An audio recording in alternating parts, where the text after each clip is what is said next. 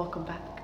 I'm Danielle Swanson, and this is vlog number 2, where we're going to be talking about media, rhetoric, and culture.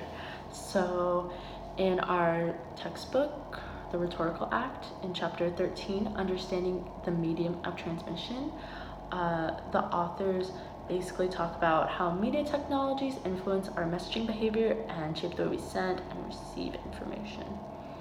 So, how I interpreted the whole chapter about is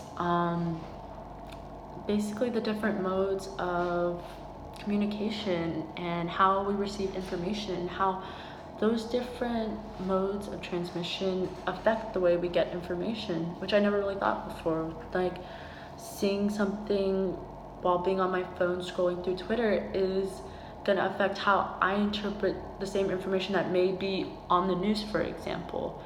So they talk about the news in the chapter, and one thing they really emphasize, not just on the news but in any media, wherever you get your information, every media message is constructed. So for example, I mentioned the news, so they go in to talk about how traditionally when we watch the news, we believe journalists go out, cover a news story, just telling the facts, being objective, but I think we all know that most of the time it's not objective, depending on maybe the reporter, even what channel you're watching your news on.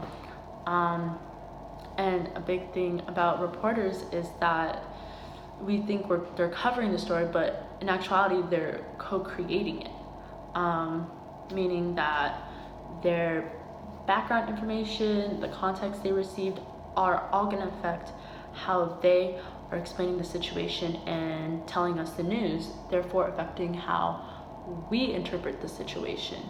And another big thing about them co-creating a story has a lot to do with how essentially the news is a form of entertainment. It's a TV show, and like any TV show, they have advertisements. So an argument presented in the book is that a lot of news want viewers, and that's basically because they have advertisements, and advertisers want as many people to see their advertisements as possible.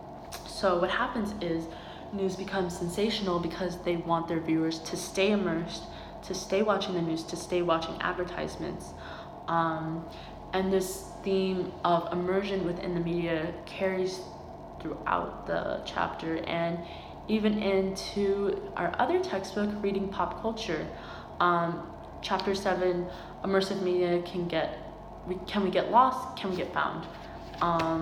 And a great essay that exemplifies this theme is Teen Literature and Fan Culture by Robin Brenner, which essentially talks about the fan fiction community and how this group of people are so immersed with it could be the movie they're watching, the book they're reading, the band they're listening to. They're so immersed in it that they are inspired and they create stories, works of art, songs, and how they get found. They find identity within these communities that also love the same thing they're writing and creating content about.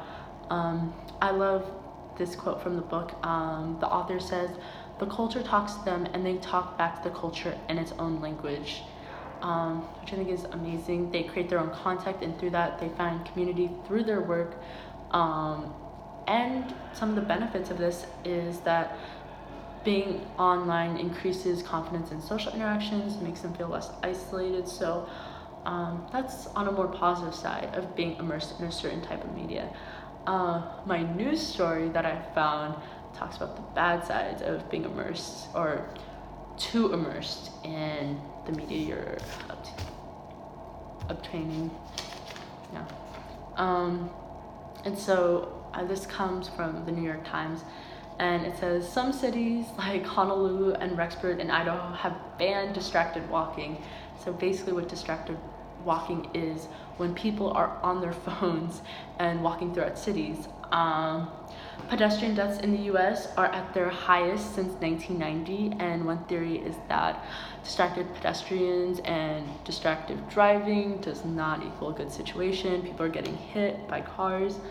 And a big thing as to why people, I think, are so immersed with their phones and with technology is because there's this thing that brains feel rewarded when we receive info, and it drives us to seek more. Our phones are basically, it's the internet at our fingertips, and so it feels good to be constantly getting new information.